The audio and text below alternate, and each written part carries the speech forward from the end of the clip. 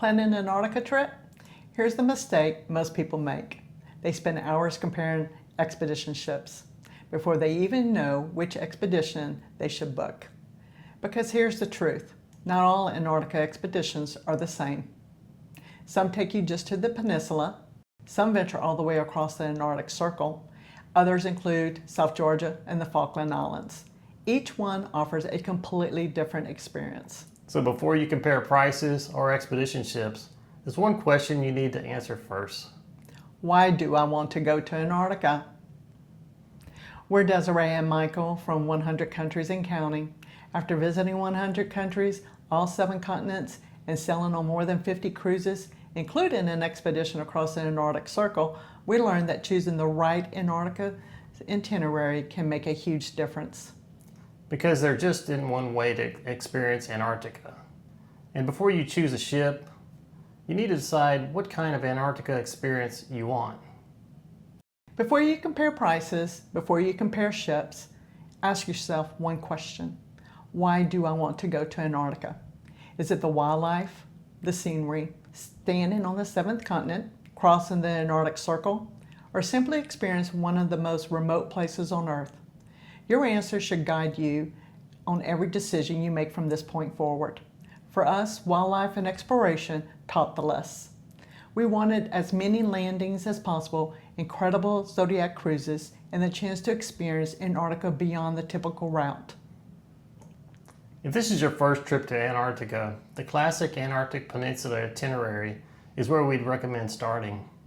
You'll experience dramatic glaciers, towering icebergs, penguin colonies, whales, seals, and multiple Zodiac landings. If someone asked us, I only have one chance to visit Antarctica, this is the itinerary we'd recommend. One thing that surprised us was just how active every day was. You aren't simply looking at Antarctica from the ship. You're boarding Zodiacs, walking among penguin colonies, watching whales surface just a few feet away. Every day felt like a National Geographic documentary.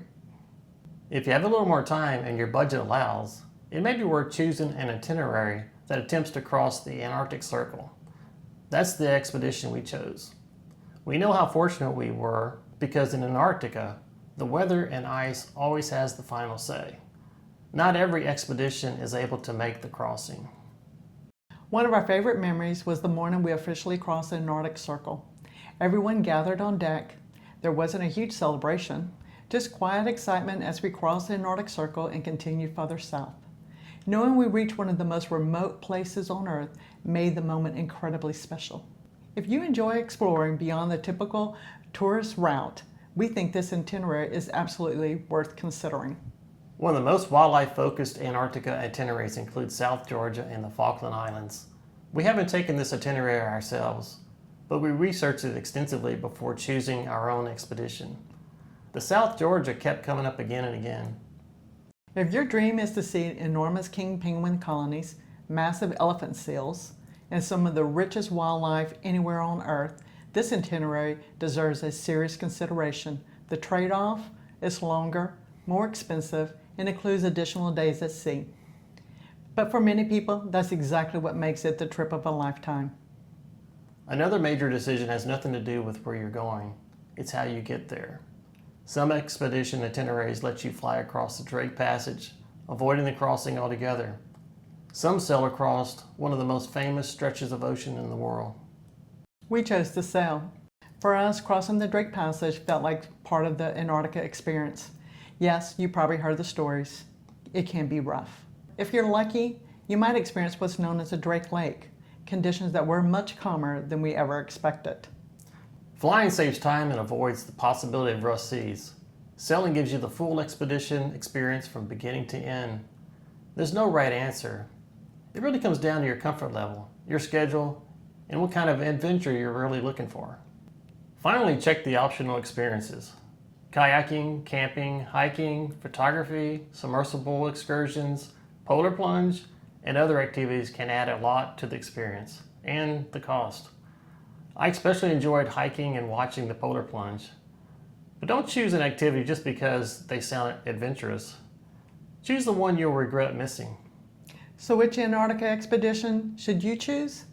First trip, start with the classic Peninsula. Want to go further south and have the time and budget?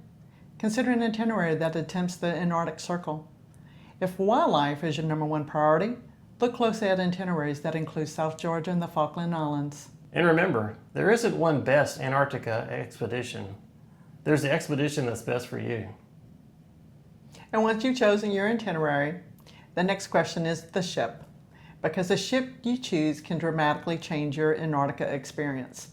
If you found this video helpful, please give it a thumbs up and subscribe so you don't miss the rest of our Antarctica series. We're Desiree. And Michael. We're 100 countries and counting. Thanks for watching.